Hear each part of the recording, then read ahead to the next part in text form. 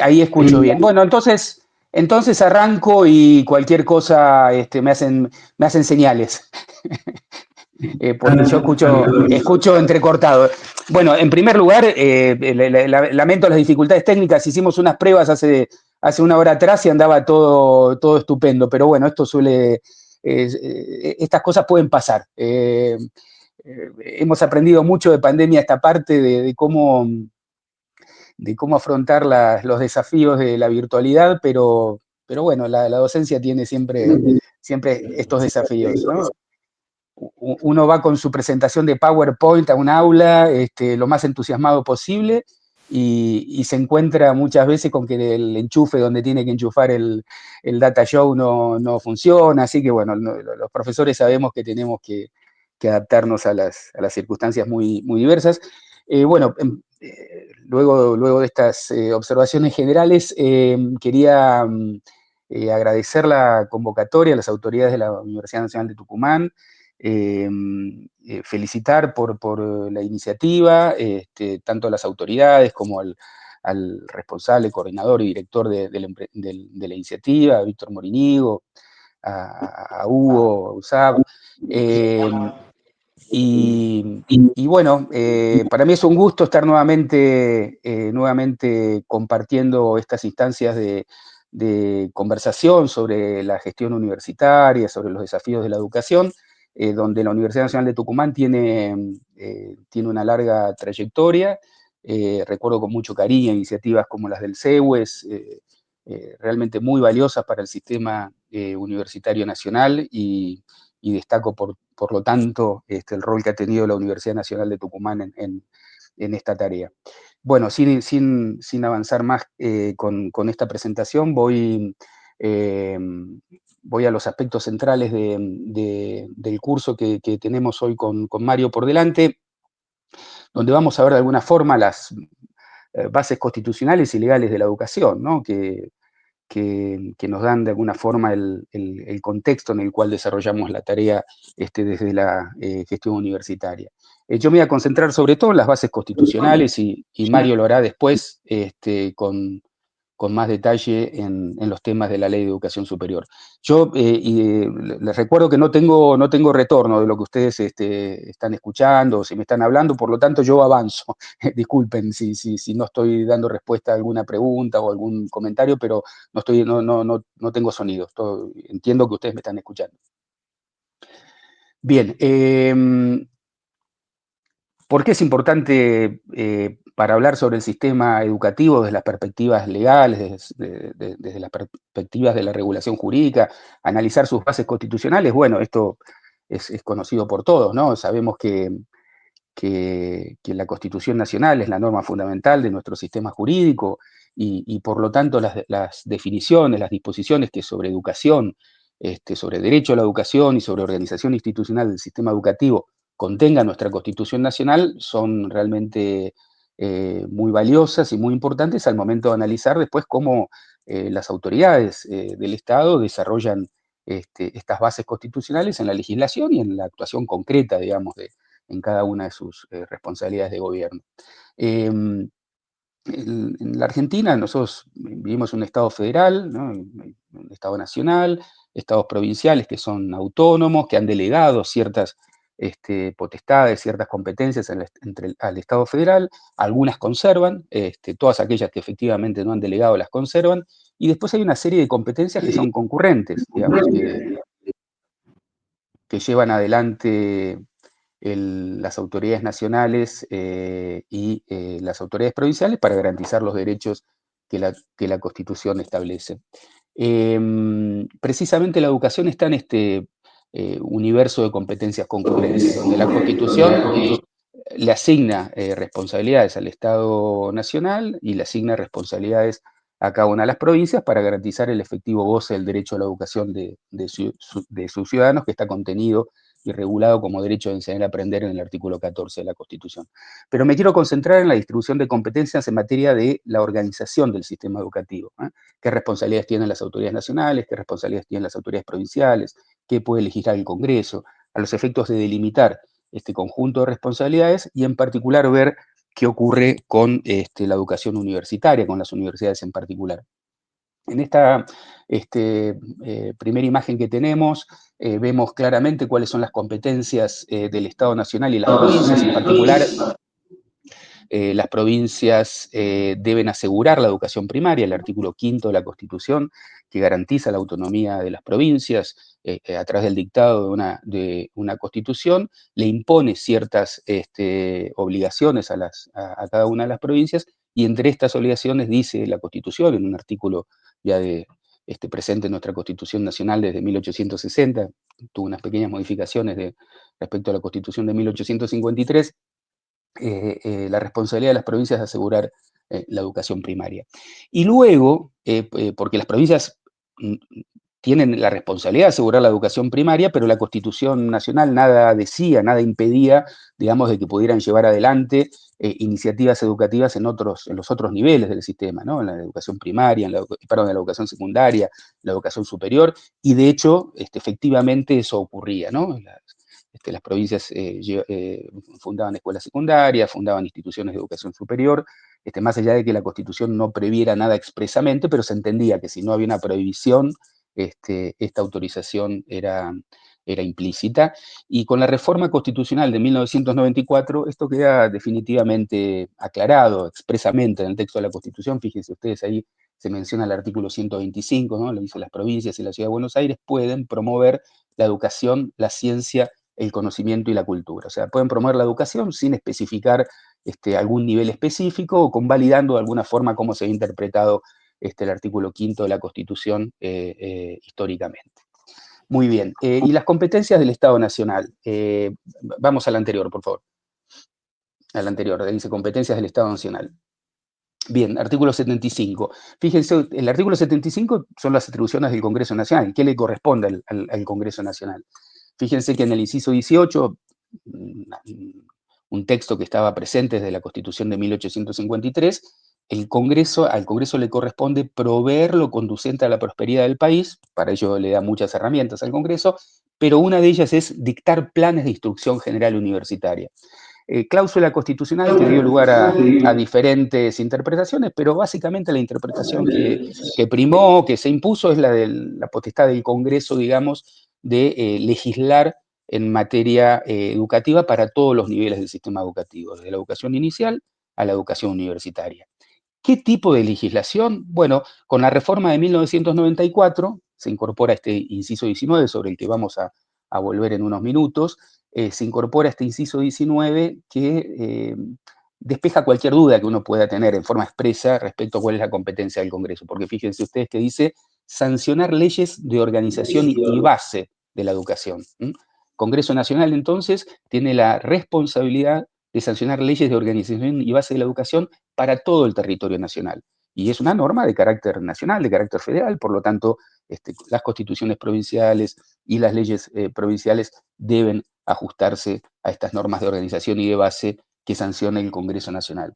Leemos rápidamente el inciso, dice: sancionar leyes de organización y de base de la educación que consoliden la unidad nacional, respetando las particularidades provinciales y locales, que aseguran la responsabilidad indelegable del Estado, la participación de la familia y la sociedad, la promoción de los valores democráticos y la igualdad de oportunidades y posibilidades sin discriminación alguna.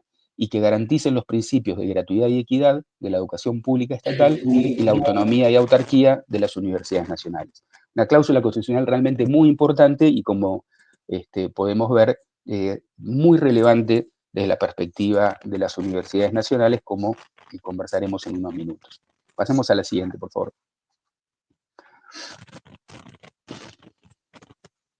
Pasamos a la siguiente transparencia. Bien, gracias. Para cerrar el tema de la distribución de competencias entre el Estado Nacional y las provincias y concentrarnos luego en universidades.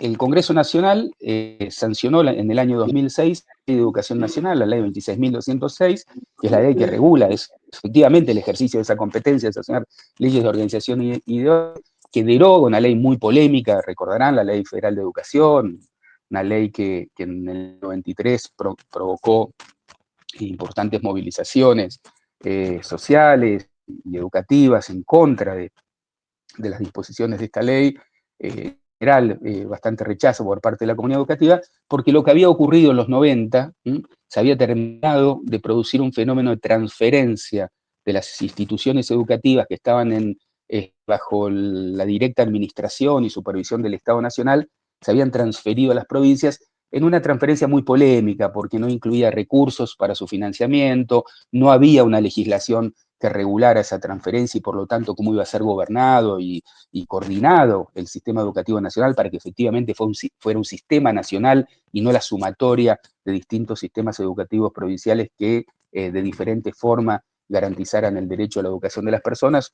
El tema de la transferencia fue realmente muy polémico y terminó configurando el sistema educativo que hoy conocemos, ¿no? Un sistema educativo cuya administración es de carácter provincial y que existen algunas responsabilidades a cargo del Estado Nacional y de una organización de carácter federal, que es el Consejo Federal de Educación.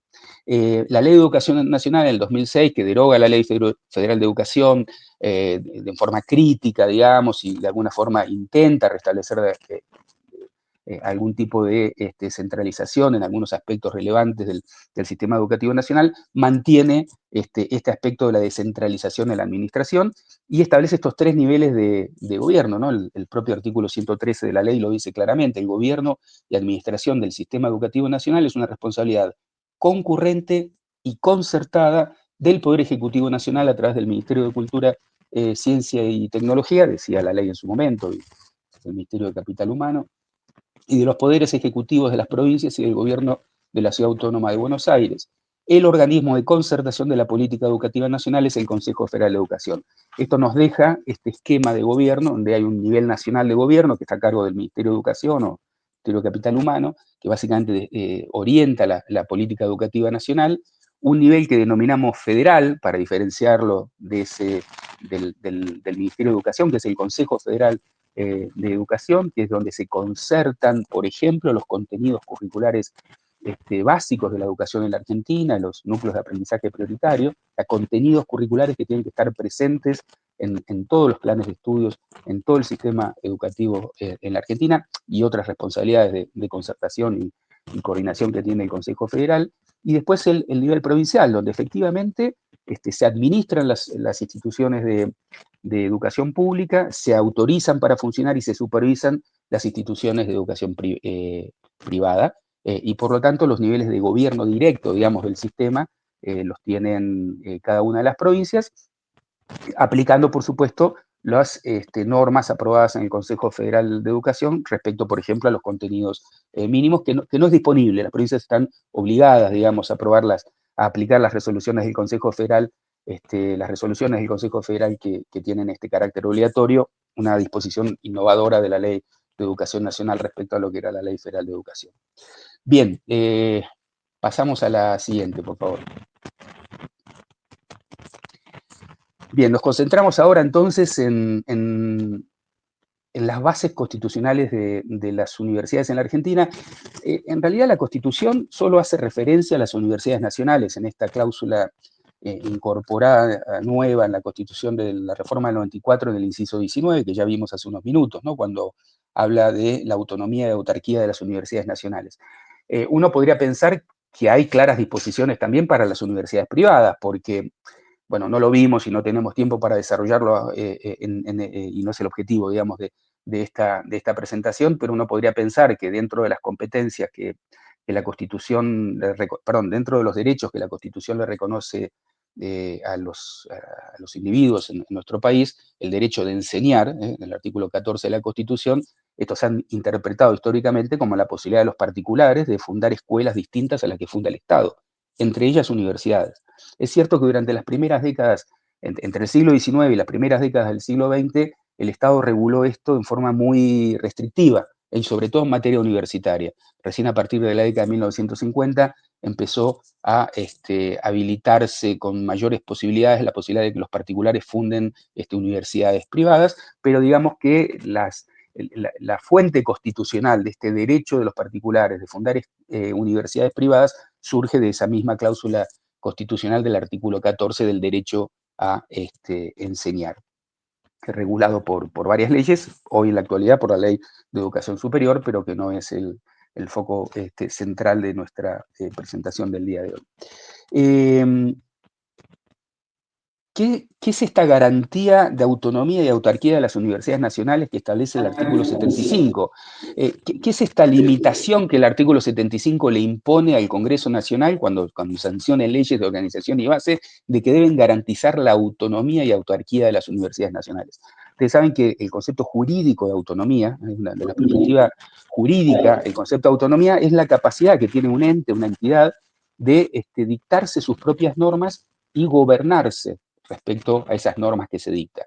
Desde el punto de vista jurídico, es la máxima expresión de autodeterminación, de descentralización que encontramos dentro de un Estado. El Estado es soberano, no reconoce una autoridad de carácter superior, y hacia el interior, un Estado federal como el argentino puede reconocer a ciertos entes, tradicionalmente las provincias, por ejemplo, ¿no?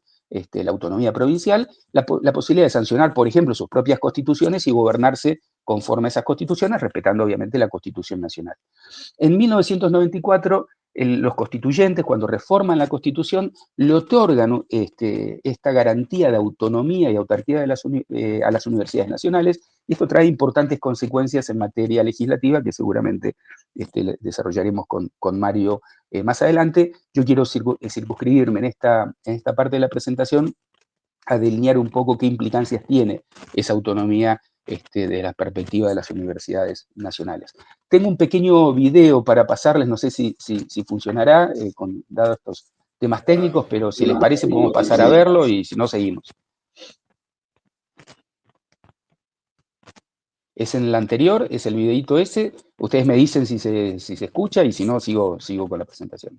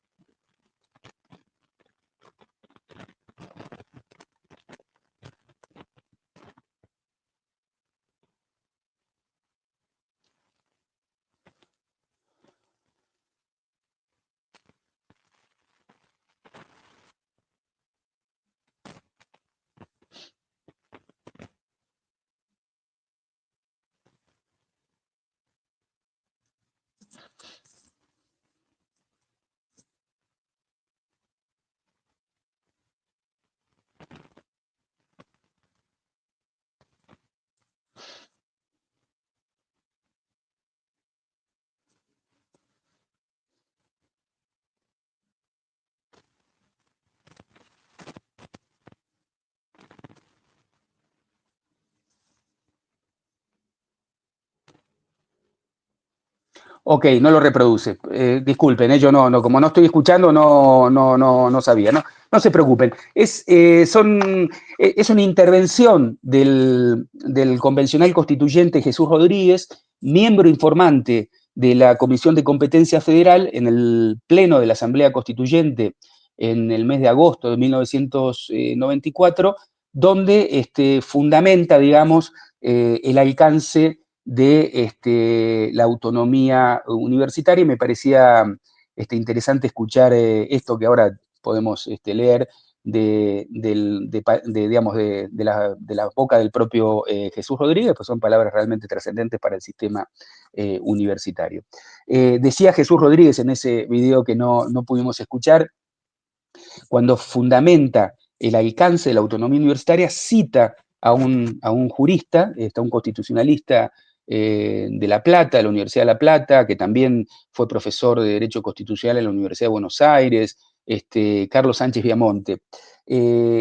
Y él funda el alcance del concepto de autonomía universitaria que recepta la Constitución Nacional en la concepción de la autonomía universitaria que tiene este jurista Carlos Sánchez Viamonte, y lo cita expresamente.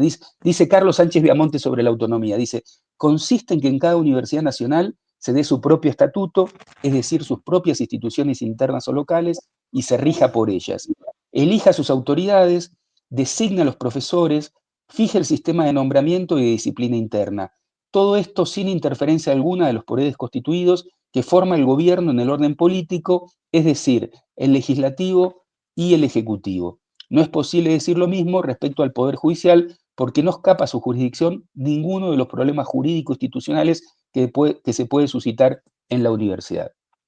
Es fácil interpretar que la concepción de Carlos Sánchez Viamonte es que esta potestad de autonormarse que tienen las universidades es muy amplia.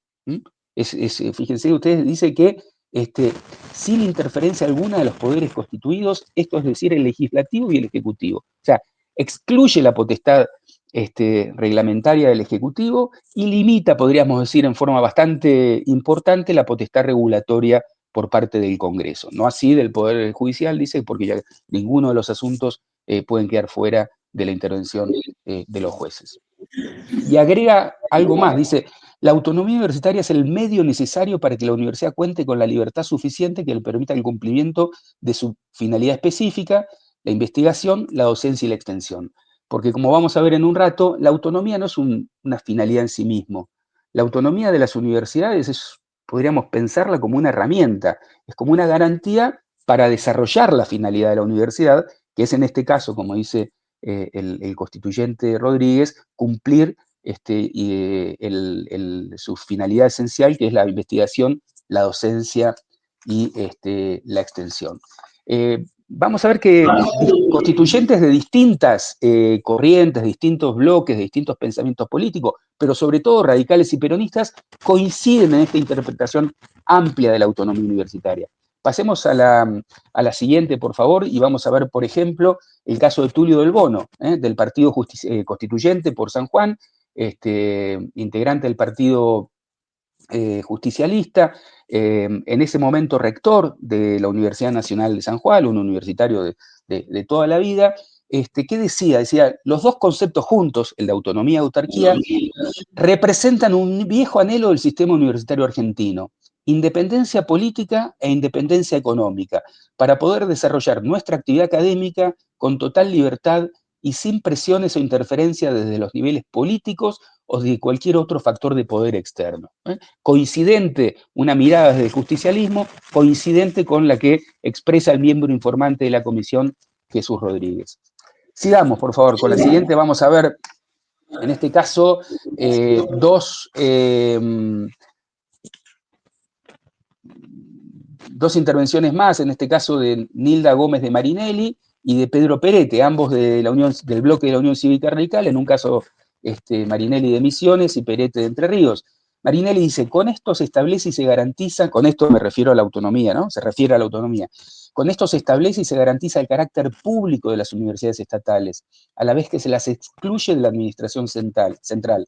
Única manera de afirmar efectivamente esa autonomía institucional, ya que de lo contrario serán una dependencia más del Poder Ejecutivo. O sea, si había alguna duda, cosa que en el gobierno de Alfonsín no la existía porque la ley garantizaba bastante autonomía de las universidades, la ley 23.068, la de normalización de las universidades, sancionada en el año 1984.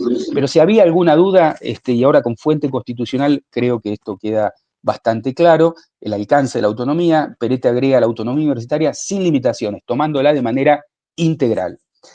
Bien, pasemos a la siguiente. Para resumir entonces el alcance del concepto de autonomía universitaria reconocido en la Constitución.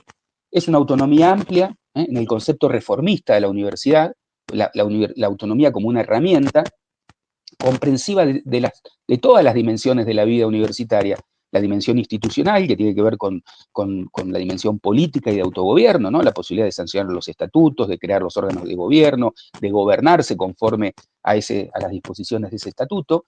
La dimensión académica, que implica todas las funciones sustantivas de la universidad, la investigación, la docencia, la extensión universitaria, y la dimensión de la administración, contar con recursos suficientes que garanticen el efectivo goce de la autonomía y administrar estos recursos en el marco de esa autonomía. Excluye la potestad reglamentaria del Poder Ejecutivo. Las normas que sanciona el Congreso, las leyes de organización y de base en materia universitaria de universidades nacionales que sanciona el Congreso, no deberían ser reglamentadas por el Ejecutivo, porque esto lo excluye la Constitución, tema que ha sido bastante polémico luego de la sanción de la Ley de Educación Superior, la Ley 24.521. Establece un ámbito de autonormatividad y limita la potestad regulatoria del Congreso. Cuando el Congreso sancione leyes universitarias, lo puede hacer, obviamente, porque la Constitución al Congreso Federal le asigna esta potestad claramente en el artículo 75, pero cuando escribe el texto sobre universidades nacionales, limita bastante la potestad regulatoria del Congreso si seguimos la interpretación que hacía Jesús Rodríguez de Carlos Sánchez de Amonte. Y hay límites a la autonormatividad, o sea, lo que las propias universidades pueden escribir en sus estatutos. ¿Por qué? Para el desarrollo de sus funciones, el estatuto y la autonormatividad tiene que ver con el cumplimiento de las funciones de la universidad. La universidad no va a poder legislar en ejercicio de su autonomía sobre los delitos, qué es un delito y cuál es la calificación de la pena en el homicidio simple, digamos, ¿no? Eso no tiene que ver con la universidad. La potestad de autonormatividad tiene que ver con el cumplimiento de los fines específicos de la universidad. Y dentro de un modelo, esto lo vamos a ver ahora, porque lo que hace el constituyente en 1994 es garantiza la autonomía universitaria en el contexto de un modelo de universidad, de unos principios de universidad que denominamos modelo reformista de universidad. Hay clarísimas exteriorizaciones de los convencionales constituyentes a que lo que están haciendo con la reforma del 94 es darle jerarquía constitucional a un determinado modelo de universidad que es el modelo reformista, y si les parece nos detenemos ahora un minuto en eso. Podemos pasar a la siguiente. Fíjense ustedes, autonomía universitaria y modelo reformista, síntesis entre el radicalismo y el peronismo. Estas son también algunas de las intervenciones de los constituyentes en 1994, cuando hacen referencia a la autonomía asociada a los principios de la reforma universitaria.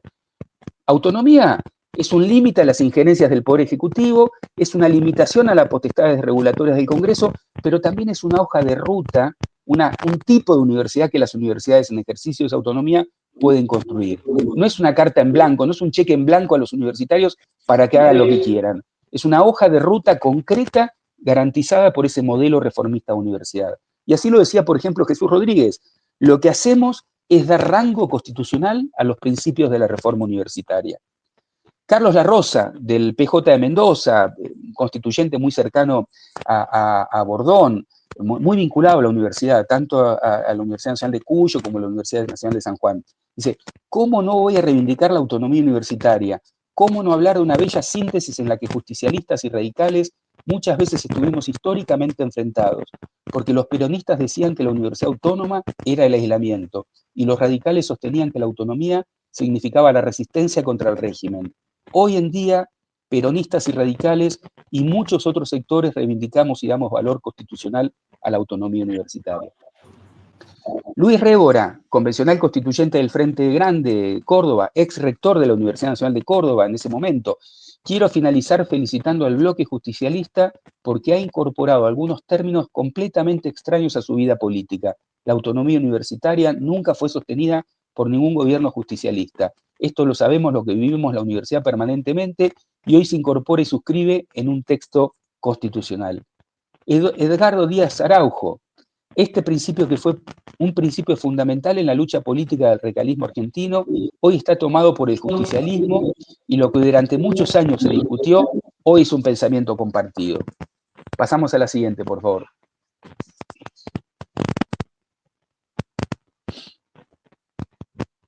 ¿Podemos pasar a la siguiente? Gracias. Humberto Herrera. Humberto Herrera era rector, es del PJ de Santiago, Partido Justicialista por Santiago del Estero, y era rector en actividad de la Universidad Nacional de Santiago del Estero. Dice, bandera de lucha de varias generaciones de jóvenes idealistas y botín preciado de las dictaduras. El fin primordial de la universidad es el de crear y transmitir el pensamiento en forma autónoma, comprometido con la verdad y sustentado en el rigor científico. De esta misión devienen las demás funciones que la caracterizan: la libertad de cátedra, la de formar profesionales, la de elegir sus propias autoridades, la de darse sus propios estatutos, la de crear sus propias carreras, planes de estudio e institutos de investigación y otras libertades y obligaciones, cuyo único límite debe ser la responsabilidad social que tiene como institución para integrarse y solidarizarse con las demandas sociales y los objetivos generales de la nación. ¿Autonomía para qué? Autonomía para cumplir los fines de la universidad. Agrega Ana María Dercino de la UCR de Córdoba. En el mismo sentido, entiendo que deben ser reconocidas aquellas banderas por las que luchó mi partido desde 1918. Me refiero a la autonomía y autarquía, perdón, a la autonomía universitaria y a la autarquía. Bien, para redondear entonces el concepto de modelo reformista, pasamos a la siguiente. ¿Qué es esto entonces del modelo reformista? Se constitucionaliza la autonomía universitaria, se le da rango constitucional a la autonomía universitaria dentro de un modelo de universidad. O sea, la potestad de autonormativa de la universidad está condicionada a que se desarrolle un determinado modelo de universidad. No es una carta, no es un cheque en blanco a los universitarios, es un mandato a los universitarios, a los gestores de las universidades. El modelo reformista de universidad tiene la autonomía universitaria amplia, comprensiva de la dimensión política, académica y administrativa. El gobierno democrático a través del cogobierno de los claustros que integran la comunidad académica. La investigación, la docencia y la extensión universitaria como las funciones centrales de la institución. El pluralismo, la libertad de cátedra, la periodicidad en el ejercicio de los cargos docentes y de gestión, el acceso mediante concursos de antecedentes y oposición a los cargos docentes, la gratuidad de la enseñanza, el ingreso abierto, como las principales características del modelo reformista de universidad, de acuerdo a lo que la mayor parte de la doctrina que ha estudiado este tema así lo indica. Bien, algunos datos del sistema educativo argentino y ya con esto cierro mi presentación y le doy lugar a Mario. Pasamos a la siguiente, por favor. Algunos datos del sistema educativo argentino, a grandes rasgos. Fíjense ustedes, prácticamente 14 millones, casi 15 millones de estudiantes en todos los niveles del sistema educativo, de los cuales 2,5 millones corresponden a estudiantes universitarios y casi 1 millón a estudiantes de educación superior no universitaria. Pasamos a la siguiente, por favor.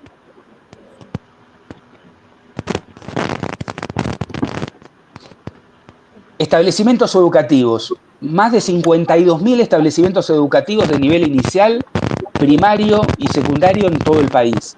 Y algo así como 2.300 instituciones de educación superior no universitario. No me voy a detener en números del sistema universitario porque eso se va a ocupar Mario en un rato.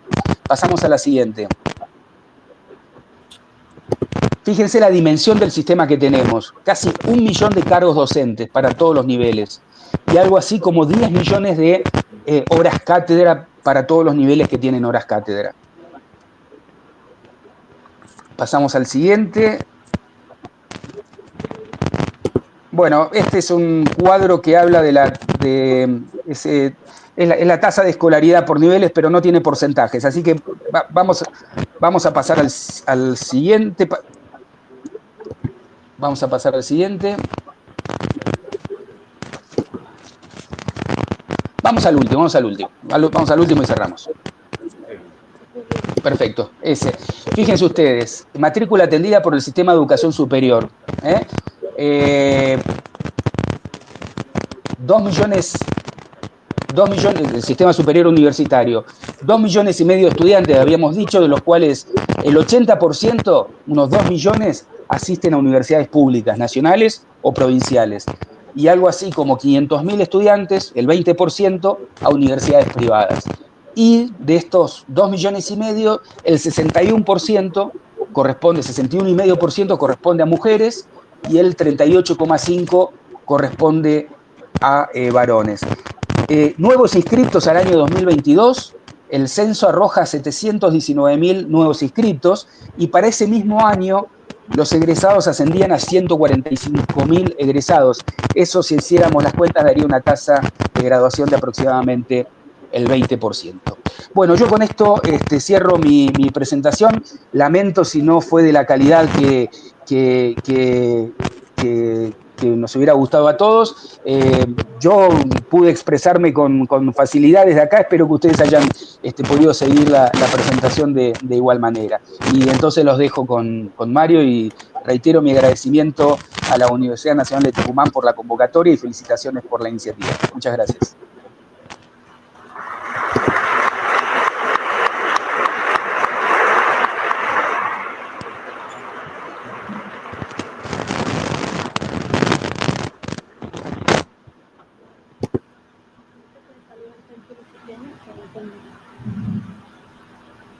Bueno, buenos días a todos y a todas. En primer lugar, muchísimas gracias a las autoridades por esta invitación, esta participación en este curso, felicitarlos por la iniciativa. Recién, antes de iniciar el acto, una nota para poder comentar de la universidad que comentaban sobre la importancia del evento. Yo decía que la capacitación